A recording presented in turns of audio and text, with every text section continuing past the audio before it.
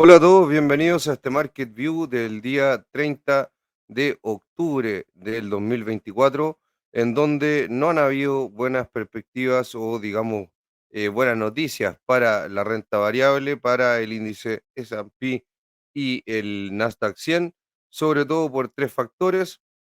El primero, AMD y sus malos resultados. El segundo, Super Microcomputer y algunos temas que tiene ahí con su contabilidad o supuestos temas de este tipo, lo cual ha impulsado a la baja a todo el sector de los semiconductores y posteriormente con eso a la tecnología y a los restos del índice por su peso por correlación, y además de eso la tasa de interés de 10 años que ha venido al alza y no para de subir, lo cual obviamente que hace que sea mucho más atractivo para algunos inversores invertir en este tipo de instrumentos a bajo riesgo y salir de los activos más riesgosos. Eso hace que exista un flujo hacia este tipo de activos y salgan, digamos, flujos de la renta variable. Por lo tanto, tiene impactos bastante importantes también en el precio del dólar a nivel global. Esto como una prima de financiamiento también es bastante importante y sobre todo para los países emergentes que son exportadores de materias primas, como en el caso de donde yo vivo, Chile, es el cobre. Esto obviamente que no es beneficioso. Así que vamos con la presentación para ir explicando todos estos factores.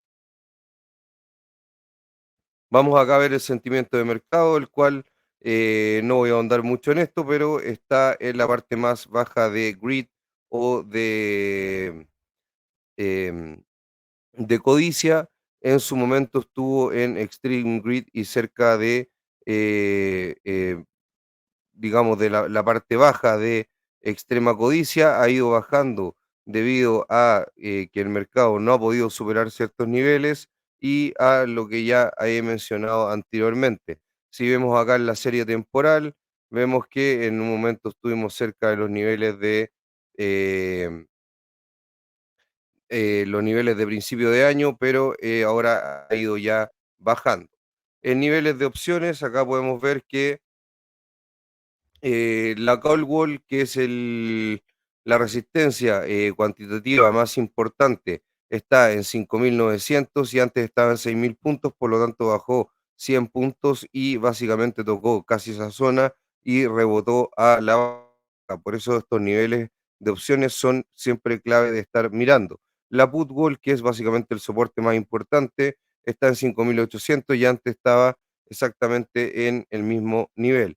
La resistencia más importante estaba en 5.850, que es justamente el punto intermedio entre la nueva call wall y la put wall, em, y antes estaba, digamos, en esa misma zona, y el soporte subió a 5.800 para tratar de que no caiga de ese nivel, el mismo que es la Putgol, y antes el soporte estaba en 5.770, por lo tanto se ve que ahí se está subiendo, digamos, a esa zona para tratar de que sea mucho más resistente y no caiga la cotización de esos niveles.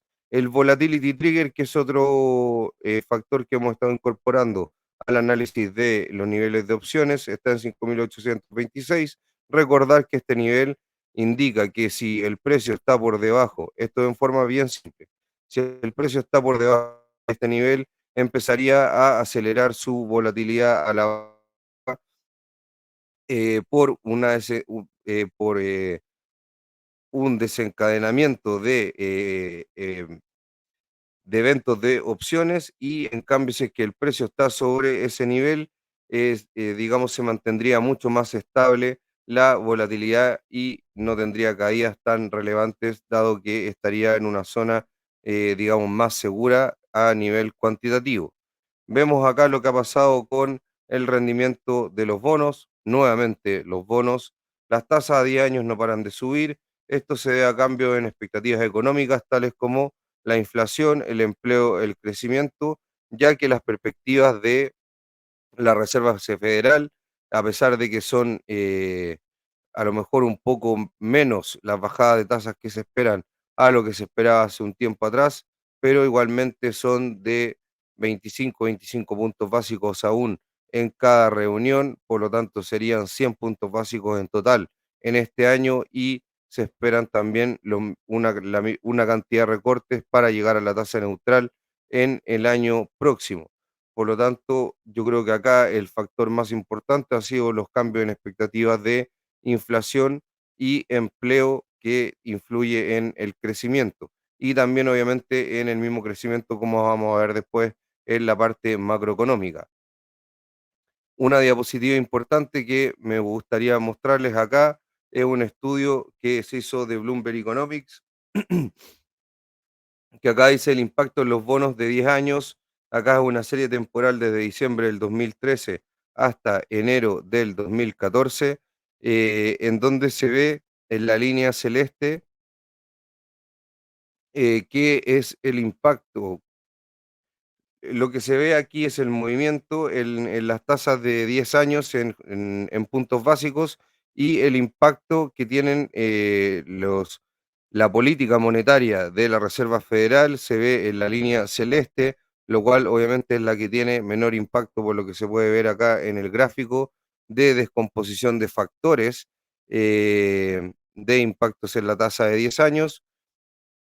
Los reportes sobre empleo están en el impacto en la línea naranja, que son los segundos de mayor impacto, y los de mayor impacto son los de inflación con el reporte del IPC.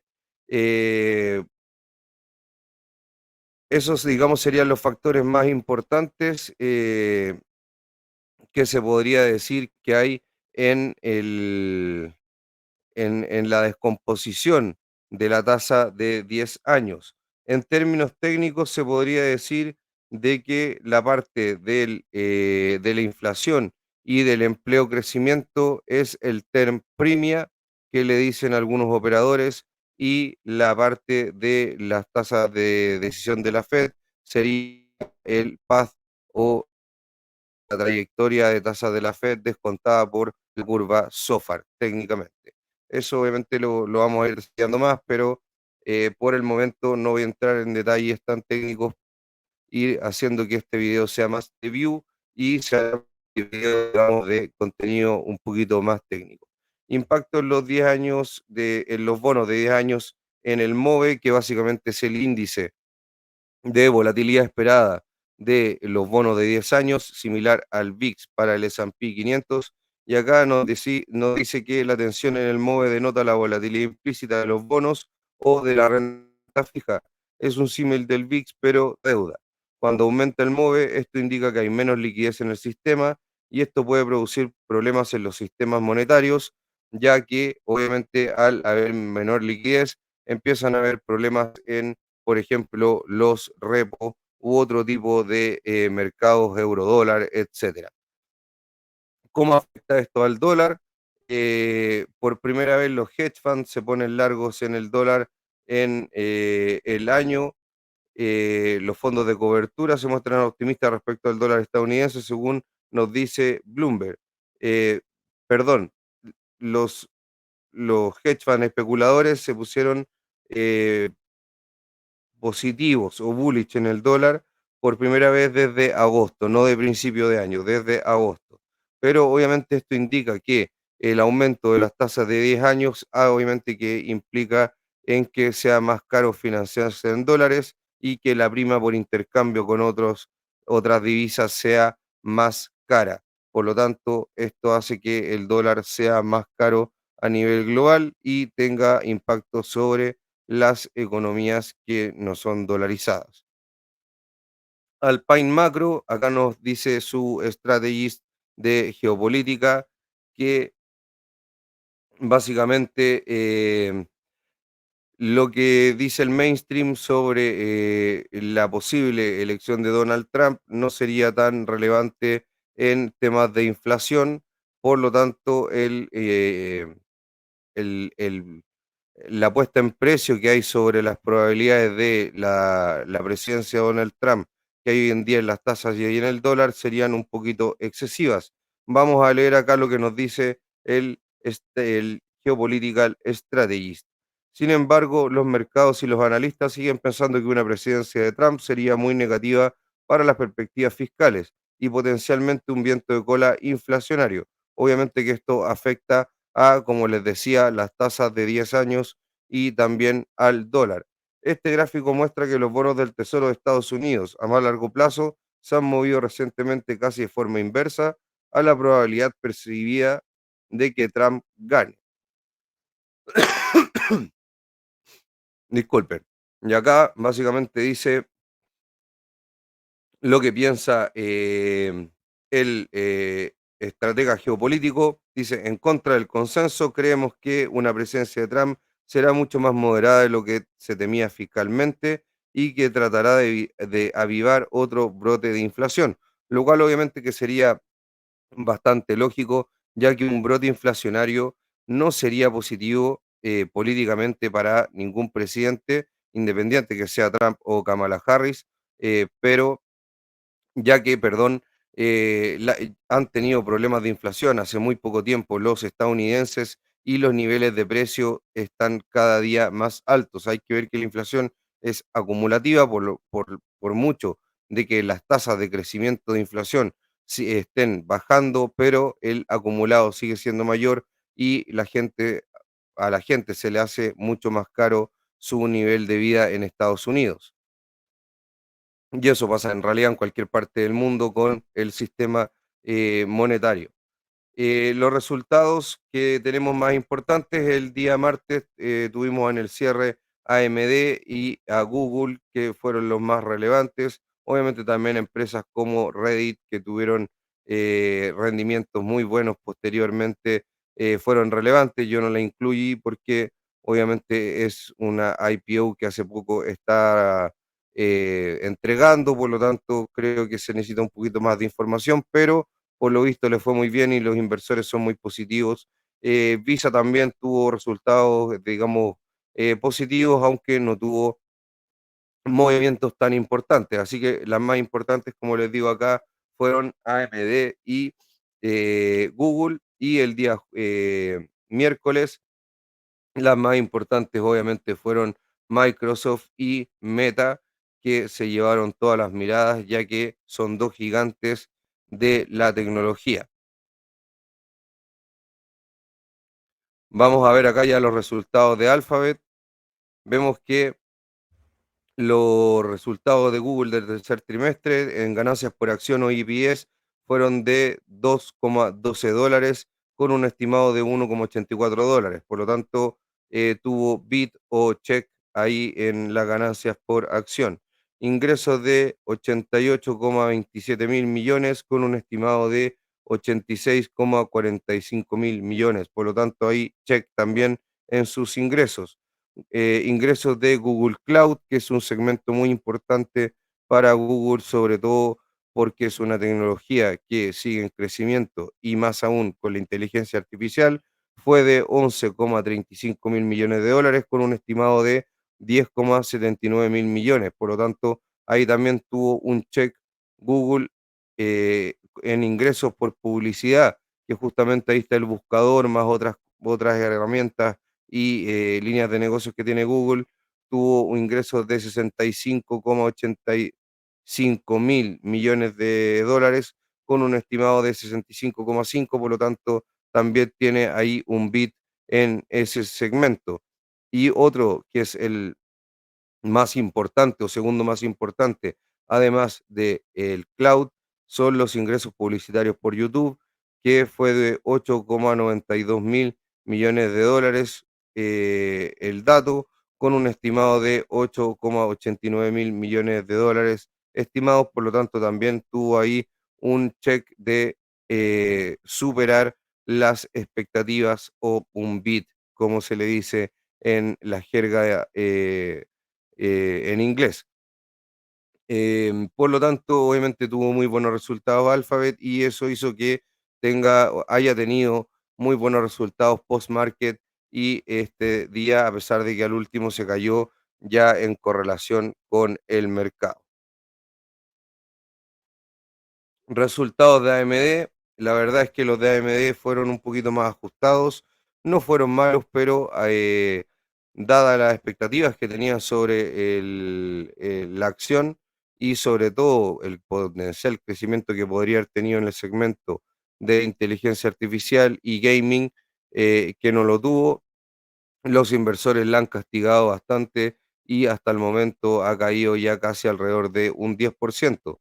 Los resultados de AMD del tercer trimestre del 2024 nos dicen que el EPS ajustado fue de 92 centavos con un estimado de 92 centavos, por lo tanto en línea ingresos de 6,8 mil millones con un estimado de 6,71 mil millones, por lo tanto, ahí superando en los ingresos, CAPEX de 132 millones, con un estimado de 147,7 millones, gastos de I+D de 1.640 millones de dólares, con un estimado de 1.618 millones de dólares. Acá hay que entender, eso sí, que el CAPEX y los gastos en I+D en este tipo de empresas son positivos, dado que esto les permite generar nuevas tecnologías, nuevas investigaciones, ya que necesitan desarrollar tecnología para la infraestructura computacional y de toda la tecnología. El margen operativo ajustado fue un 25% con un estimado de un 25,4%, por lo tanto fue levemente más bajo. Y dentro del guidance se estima que los ingresos del cuarto trimestre serán de 7.200 millones de dólares a 7.800 millones de dólares. Nos dan ese intervalo de posibles ingresos y un estimado de 7.550 millones, que justamente está más o menos en la mitad del intervalo. Se prevé un margen bruto ajustado en el cuarto trimestre de alrededor de un 54% y había un estimado de un 54,2%, por lo tanto ahí también es un poco más bajo y eso hizo que las perspectivas sobre AMD fueran peores y se castigara eso en el precio de la acción, digamos, teóricamente castigando los potenciales flujos futuros de la empresa.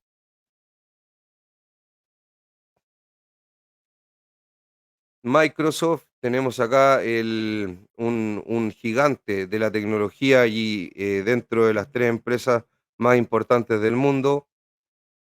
Los resultados del tercer trimestre de este gigante fueron ingresos de 65,6 mil millones con un estimado de 64,51 mil millones, lo cual es un check de bit en ingresos, ganancias por acción y EPS de 3,3 dólares con estimadas de 3,11 dólares, por lo tanto ahí también le supera, eh, ahí supera las ganancias por acción o en el EPS, Bit nuevamente, ingresos de la nube, nuevamente otra empresa que es muy importante, el segmento de cloud computing, fue de 38,9 mil millones con un estimado de 38,11 mil millones, por lo tanto Check y Bit en ese segmento, y ingresos por nube inteligente fue de 24.090 millones de dólares. Así que le fue bastante bien a Microsoft y por el momento ha tenido un buen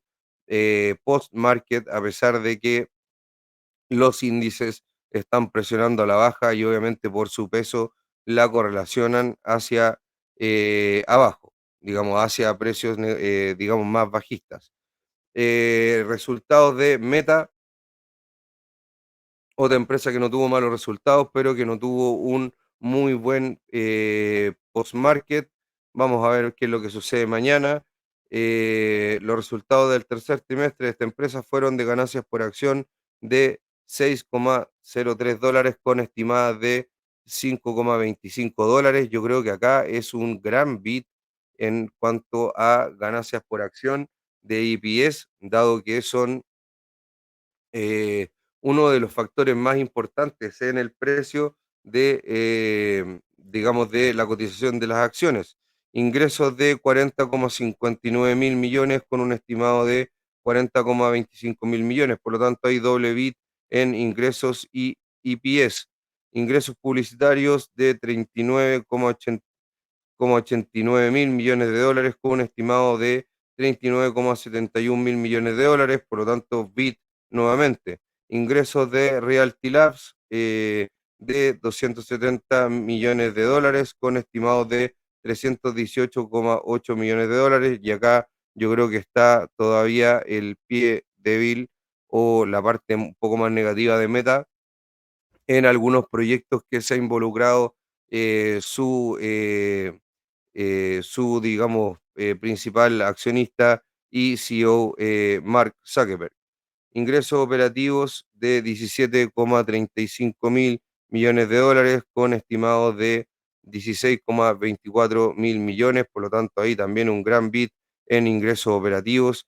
Ingresos de operativos de la familia de aplicaciones de 21,78 mil millones, con estimados de 20,47 mil millones, lo cual también es bastante positivo y yo creo que son buenos resultados, pero obviamente el mercado cuando quiere tomarlos mal o muchas veces está yendo a la baja, los resultados pueden ser buenos, pero la tendencia va a correlacionarse con respecto al índice. O también, obviamente, que el precio de Meta tenga ya expectativas muy altas y los inversores crean de que no son tan altas según lo que están entregando los precios. Yo la verdad creo que son muy buenos resultados y una excelente empresa. Super Microcomputer, y acá pongo la duda si hay un fraude, ya que eso es lo que se está diciendo hace mucho tiempo. Hay que recordar de que fue castigada cerca del año 2018, si no recuerdo mal.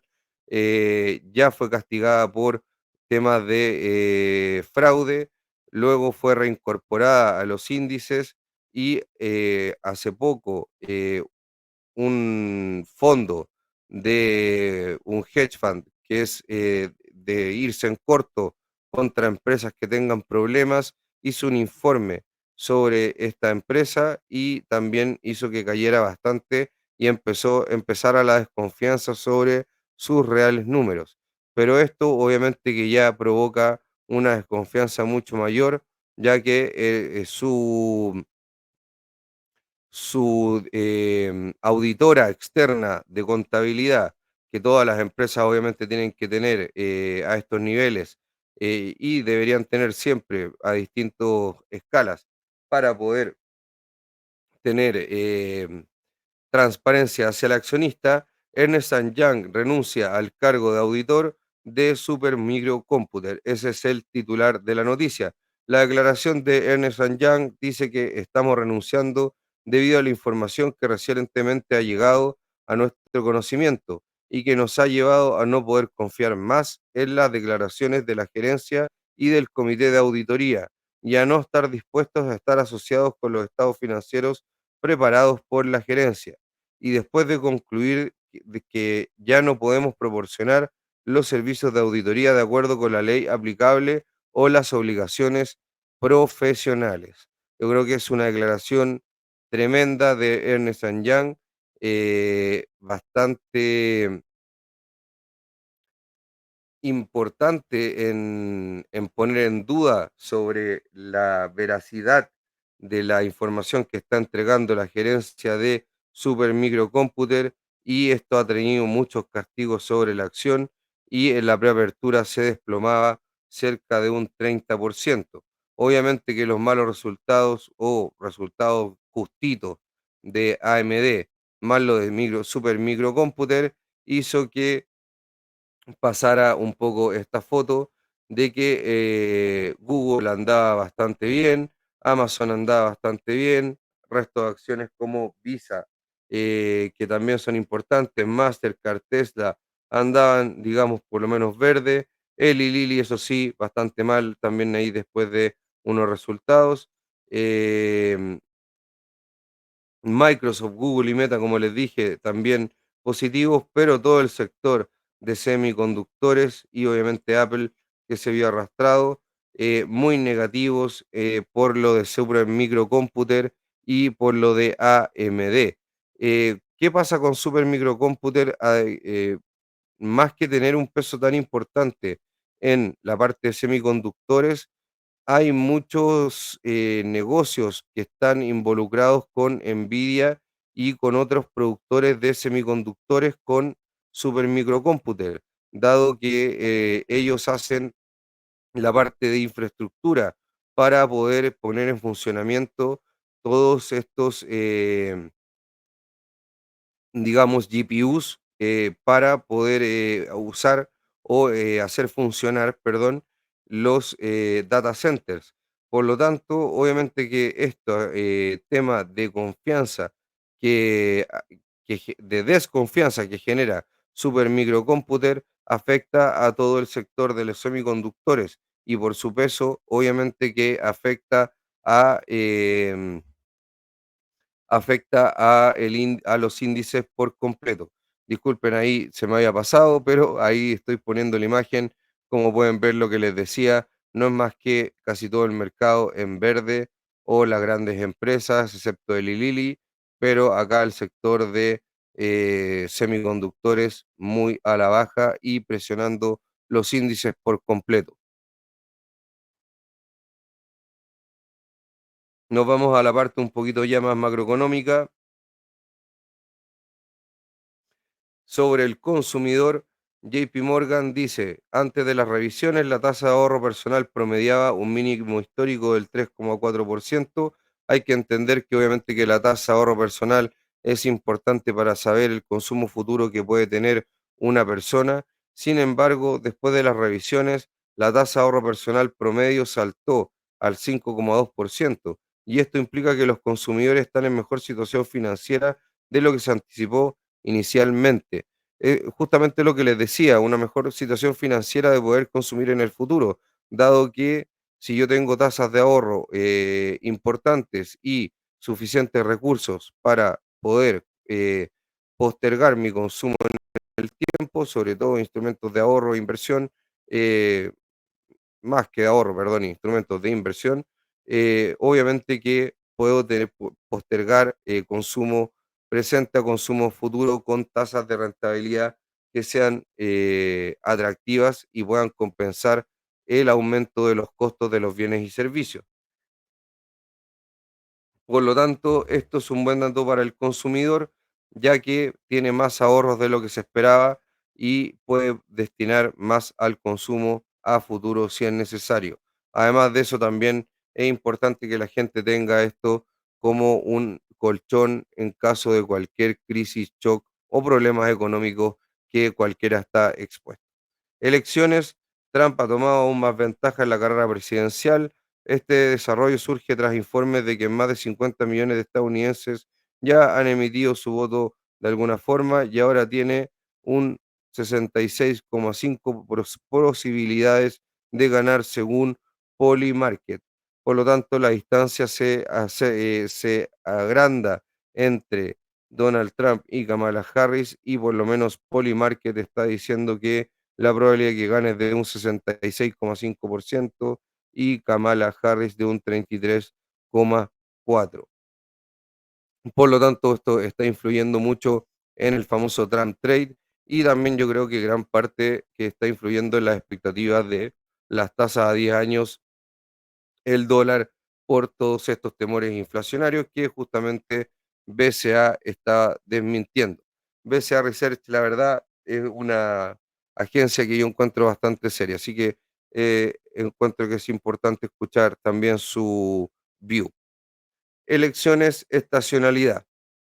En los últimos 8 años electorales, el S&P 500 subió un promedio de un 6,6% en los meses posteriores al día de las elecciones. Esto justamente por una baja en la incertidumbre, y básicamente gane quien gane, el índice sube por esta reducción de incertidumbre, y de hecho esto también se puede ver reflejado en la estacionalidad del VIX. En comparación, 6 meses antes del día de las elecciones, el índice registró un rendimiento promedio de un 1,5. Por lo tanto, se ve que siempre posteriormente a las elecciones hay un, un, una mayor probabilidad estacional de mayor rendimiento, un 6,6% versus un 1,5%. En las dos últimas elecciones, el S&P 500 registró rendimientos de 3,9% y 18,5% 6 meses antes y ganancias de 12,1% y 24,4% 6 meses después del día de las elecciones. Por lo tanto, se ve que hay una estacionalidad positiva. Obviamente que estos temas estacionales son cosas que han pasado y no quiere decir que pueda pasar a futuro, pero muchas veces sí nos dan indicios de lo que puede suceder, dado que a veces la historia no se repite, pero sí rima. Mientras tanto, dice, en los últimos 6 meses, el S&P 500 ha subido un 14,2%, muy por encima del promedio histórico. Por lo tanto, como se ve acá y muestra el gráfico, Bloomberg 6 meses después de la elección van a ser positivos estacionalmente para el SP 500. Yo, como les vuelvo a repetir, esto yo creo que es específicamente por una reducción en la incertidumbre y en la volatilidad esperada. Lo mismo tenemos un poco con la parte del NDX, que básicamente es el Nasdaq. Acá nos dice en la línea roja que estamos ahí. Bueno, esto era el 27 de octubre, obviamente estamos ahora un poquito más arriba, pero dice que la rentabilidad media del Nasdaq 100, el NDX, del 27 de octubre al 31 de diciembre es de un 11,74% desde 1985. Por lo tanto, también hay una estacionalidad positiva, también como se ve en el gráfico, hasta la parte de diciembre. Eh, y de hecho siempre ahí también está el famoso rally de Navidad. Por lo tanto, se podría esperar por temas de elecciones y estacionalidad de los distintos índices norteamericanos que tengamos un buen cierre de año con un aumento o un mayor aumento de los índices. Acá yo me hago una pregunta con un early cycle, porque acá dice que los inversores están poniendo en precio un mayor crecimiento económico y justamente eso se puede estar viendo en las tasas de interés y en el dólar.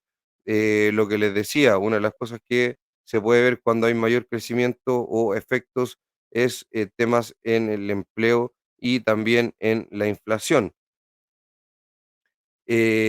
Acá lo que nos está mostrando es que la relación entre la las tasas high yield y investment grade, que son básicamente los bonos de baja calificación crediticia con respecto a los bonos de alta calificación crediticia, están subiendo y el SP 500 Equal Weighted Sectors, que básicamente es uno que está ponderado igualmente por sectores, está subiendo.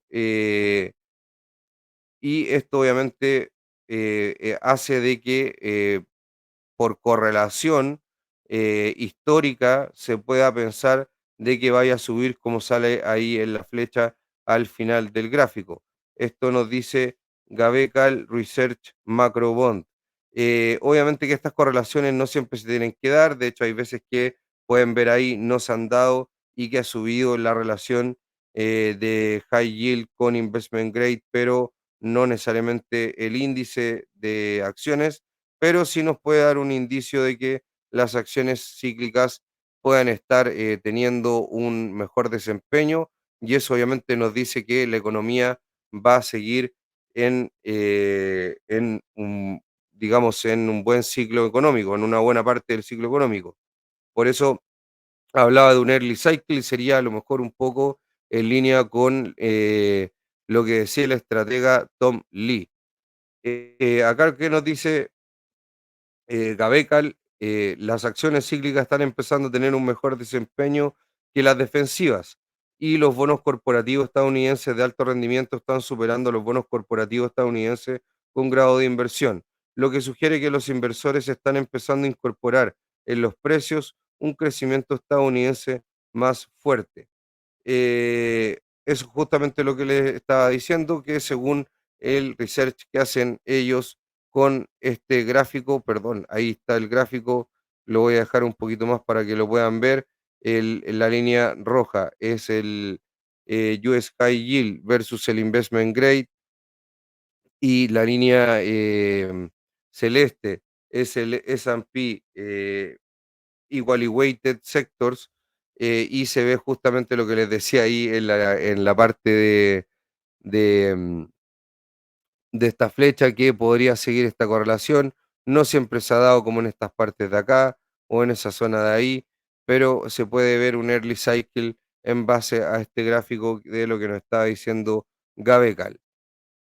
Datos macro del martes y el miércoles, y menos mal acá no se me pasó la diapositiva porque esto es bien importante.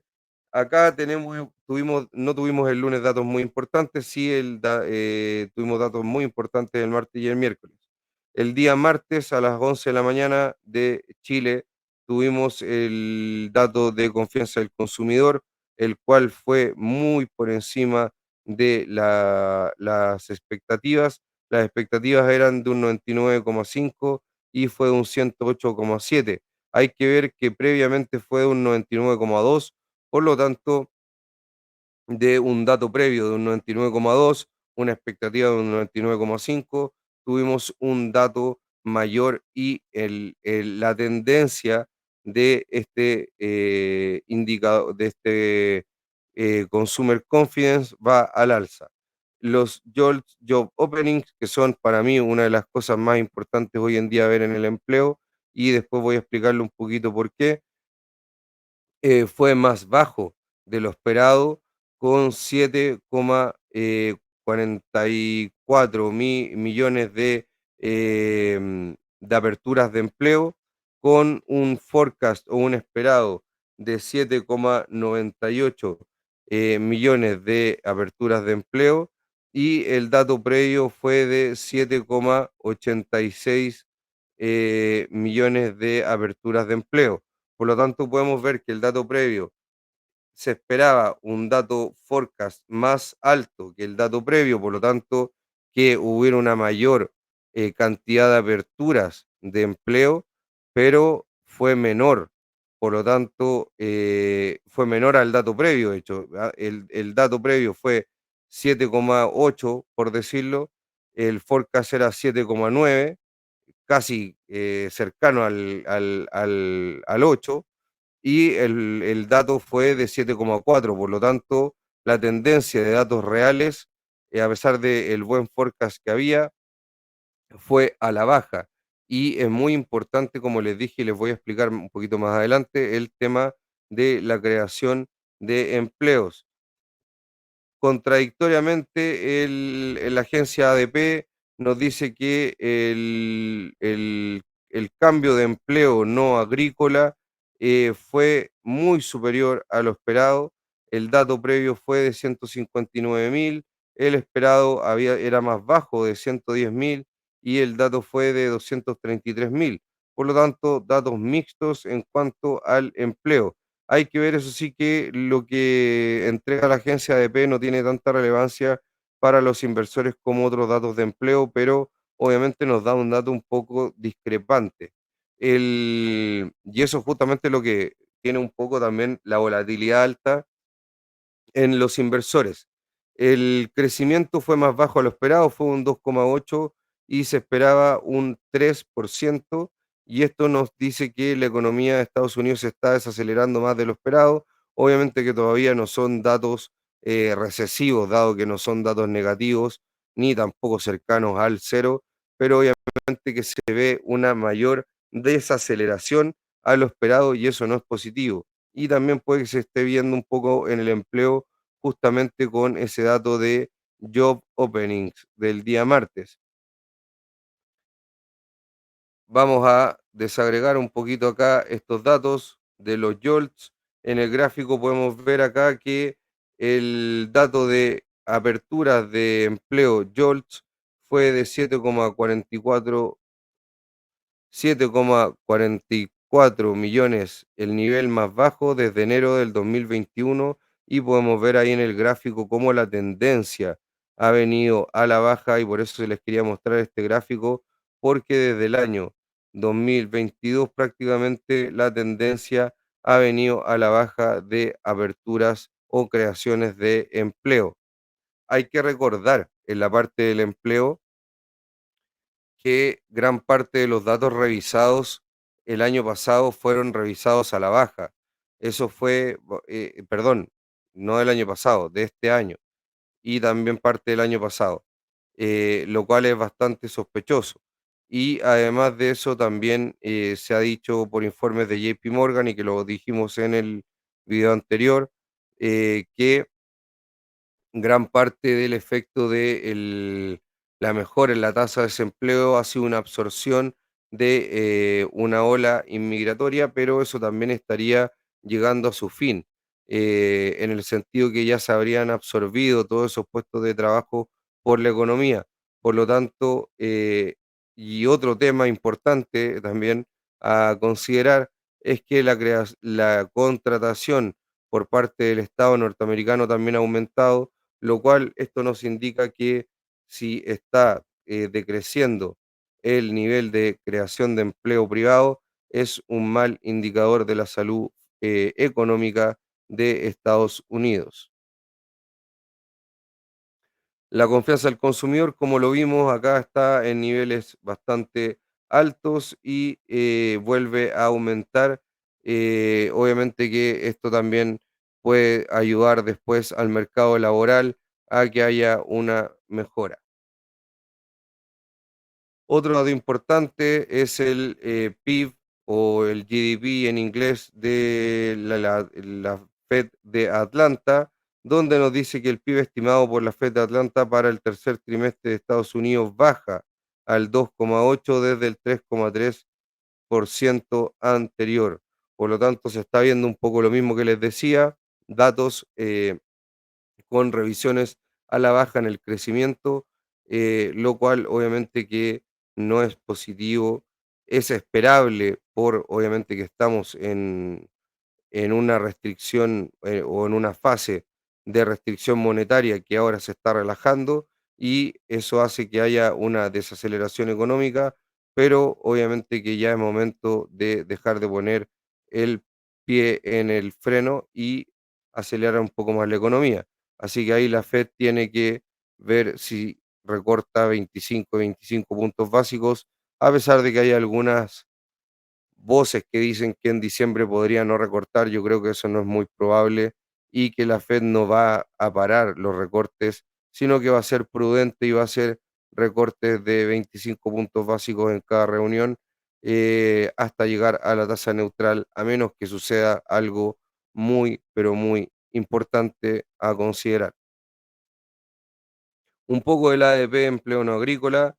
El ADP de octubre dice las ganancias salariales interanuales para quienes conservaron sus empleos cayeron a 4,6%, continuando una desaceleración que dura 2 años. Para quienes cambiaron de trabajo, los aumentos salariales, para quienes cambiaron de trabajo, los aumentos salariales se desaceleraron al 6,2%. Por lo tanto, ahí también si desagregamos un poco el dato, vemos que no es tan bueno. Las nóminas privadas de ADP fue 2,33 mil, la mejor desde julio del 2023. Por lo tanto, seguimos teniendo información mixta en cuanto a la parte del empleo, porque la parte agregada se ve muy bien, pero la parte desagregada también tiene factores negativos.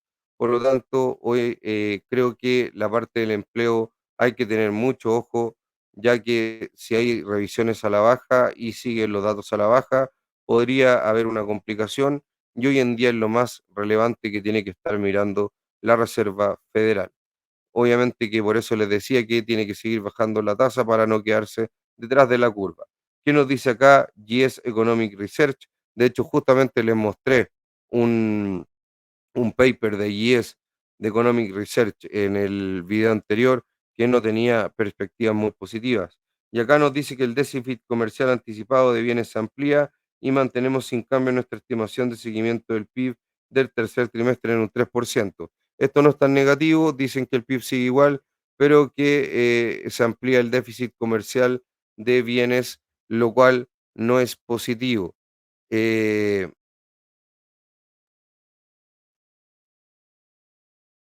Ahí está la parte de AEP de empleos no agrícolas, que justamente se ve la parte que es más importante ahí, donde ha subido, pero el dato desagregado anterior no era tan bueno, y la parte de Yes Economic Research, que obviamente dice que el PIB se va a mantener, pero el déficit comercial se amplía, lo cual ya no es tan positivo, dado que Estados Unidos tiene un déficit comercial bastante importante. Yo sé que hay temas también que tienen que ver mucho con el dólar como moneda de reserva, pero obviamente que hay que tratar de que el déficit comercial no sea tan grande. Otra cosa que nos dice acá la FED es una encuesta compuesta, estas son las FED regionales, que dicen que una encuesta compuesta de servicios de la Reserva Federal Regional se volvió positiva por primera vez desde el 2022. El componente de empleo impulsó gran parte del aumento. Hay que recordar que los datos de empleo anteriores fueron muy superiores a lo esperado y que que se había estado deteriorando, pero ha vuelto a subir. Parece que las vibraciones de un aterrizaje suave se están imponiendo acá por parte de esto que dice la Reserva Federal Regional. Datos macro del jueves y el viernes. Acá tenemos datos muy importantes ya el día de mañana con la parte del PCE, que es la parte de la inflación más importante que mira la Reserva Federal. Se sabe que no es muy bueno el dato de PCE, dado que está compuesto por el IPC, el IPP y justamente la parte de bienes eh, del déficit comercial, por eso puse la diapositiva, con partidas del déficit comercial que están incluidas acá en el PCE, lo cual es lógico porque hay partes de lo que consumen las personas de Estados Unidos no son producidas en el mismo país. El IPC es el índice de precios al consumidor, el IPP es el índice de precios al productor, para que obviamente eso quede claro también de qué es lo que estoy hablando. Y el PCE es una mezcla de partidas de estas tres mediciones que les estaba comentando. Pero se estima, por lo que decía Goldman Sachs, que este PCE podría no ser tan bueno y obviamente decirnos que la inflación no se está desacelerando tanto como pensábamos y que a lo mejor la convergencia al 2% podría estar en riesgo. Obviamente que esto no sería bueno para seguir bajando las tasas tan agresivamente para la Fed, pero sí sería bueno para la economía, dado que podría dar un indicio de seguir estar acelerándose y creciendo. Tenemos ahí Initial Jobless Claims, que son básicamente peticiones iniciales de desempleo, que también son bastante importantes porque son cuando las personas se quedan en desempleo, su petición inicial, hay unas que son continuas, pero obviamente esa gente que ya estaba desempleada. Acá hay gente que se está quedando sin empleo y es justamente lo que le quería explicar posteriormente con el ejemplo de estas dos métricas que para mí van a ser las más importantes. Luego de eso va a estar un poco más tarde el PMI de Chicago. Y el día viernes tenemos el NFP, que es uno de los más importantes, que es el Non-Farm Payrolls. Según las opciones, este va a ser uno de los datos más importantes de empleo de la semana. Tenemos la tasa de desempleo, que también va a ser de lo más importante de la semana, y otros datos como el Average Hourly Earnings, que es el ingreso promedio por hora de los empleados norteamericanos, esto antes de la apertura de mercado. Acá yo creo que se va a llevar todas las miradas este día el non-farm payrolls o las nóminas no agrícolas y la tasa de desempleo, que se espera en que se mantenga en 4,1%. Y después tenemos PMI de manufactura de la agencia de S&P. Como hemos dicho en videos anteriores, los PMI de manufactura vienen bastante negativos hace un tiempo y es un sector que está en contracción. Y después la agencia ISM también tiene PMI de manufactura y precios de manufactura, lo cual también pueden impactar posteriormente en las cotizaciones dentro ya del mercado abierto.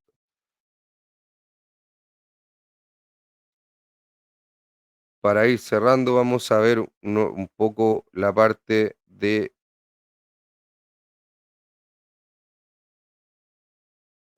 los índices o la parte ya un poco más técnica.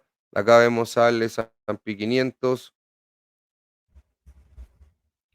Acá vemos al S&P 500, el cual cerró en 5.813, casi 5.814 puntos, muy, muy, muy cerquita del 5.800 de la resistencia cuantitativa, también muy cerquita de la media de 20 sesiones, por lo tanto está en una zona clave en la cual si es que pasa hacia abajo, podría empezar a complicarse una caída.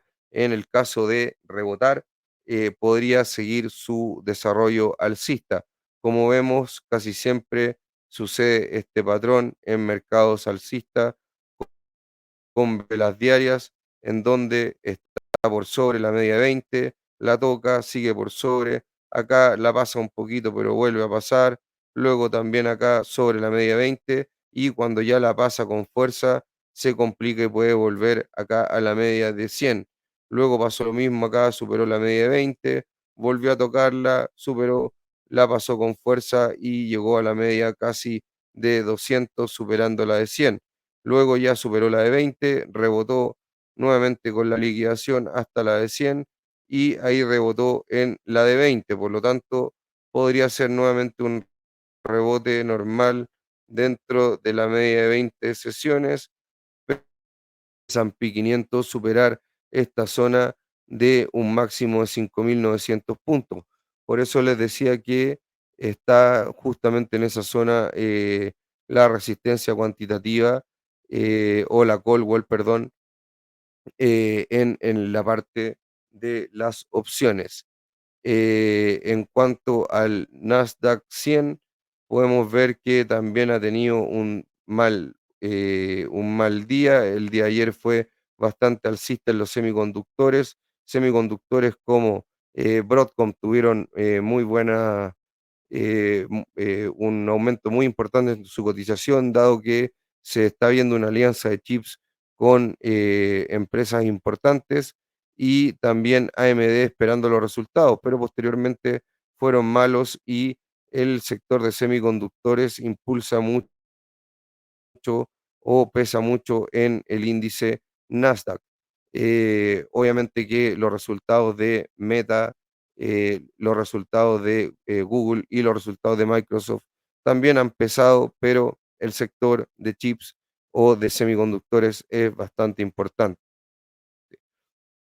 Es un poquito más fuerte acá el índice que el S&P 500, no tocando aún la media de 20 sesiones, pero con un día complicado ayer. Esperemos que ya mañana sea un día un poco más positivo.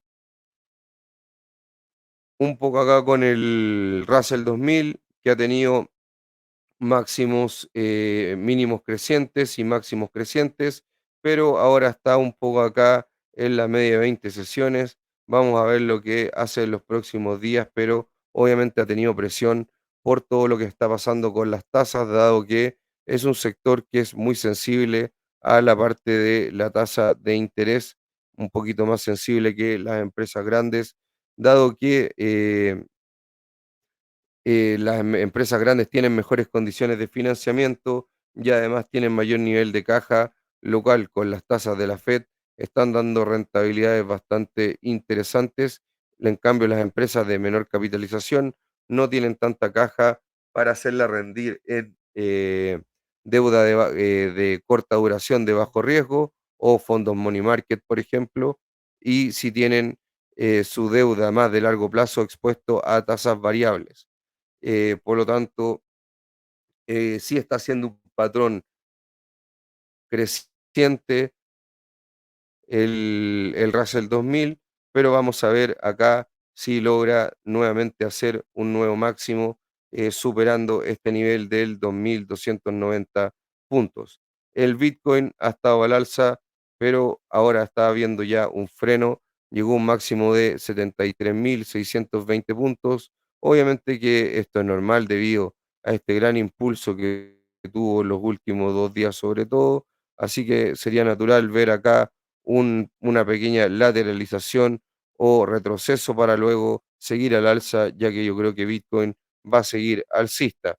Acá, como muestro siempre, rompió ya un patrón bajista, un canal bajista que venía trayendo de forma un poco más técnica. El oro también con un día no tan positivo, pero sigue en zonas muy altas, en máximos históricos y creciendo muy fuerte. Un año muy importante para el oro, dado que, y justamente creciendo por ser una protección a la incertidumbre, con toda la incertidumbre que hay o que ha habido en cuanto a recesiones, tensiones en Medio Oriente, rebotes de inflación y hoy en día ya elecciones. El VIX para ver la parte de la volatilidad esperada de las acciones. Esto no me gusta verlo con medias móviles. La verdad, subió bastante el día de hoy, justamente con las presiones bajistas o presiones vendedoras que hubieron, eh, o caídas en precio en forma simple que hubieron el día de hoy, no tanto así el día de ayer, en cual bajó, pero sabemos que va a haber un VIX estacionalmente alto, sobre todo por la parte de las elecciones. Así que sobre 20 levemente, 20 para mí es un nivel que es no digamos importante en el sentido que vaya a liquidar posiciones o vaya a haber un Armagedón si está sobre ese nivel, dado que ha estado varias veces sobre ese nivel en el año, pero ya puede empezar a preocuparme un más, al igual que el 150 del MOVE que les comentaba anteriormente. Acá el MOVE un poco lo mismo, ha venido subiendo, voy a poner acá también en 150 el nivel más preocupante. Luego los cambios rojos, que así lo veo yo en mis gráficos, pero no lo voy a hacer ahora para poder seguir con el análisis. Pero podemos ver que, miren, ha tenido un aumento en la tensión, o perdón, en la volatilidad esperada